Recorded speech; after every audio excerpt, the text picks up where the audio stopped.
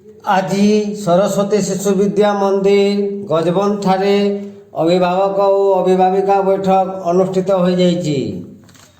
एथिरे मुख्य अतिथि भाव श्रीमती राजेश्वरी बेहेरा समाजसेवी दीप प्रज्वलन करथिले।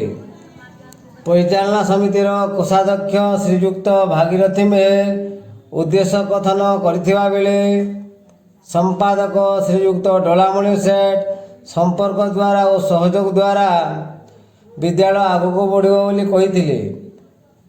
सह संपादक दिलीप कुमार साहू उपस्थित थिबा बेले प्रधानाचार्य किशोर चंद्र साहू अतिथिगण परिचय करथिले।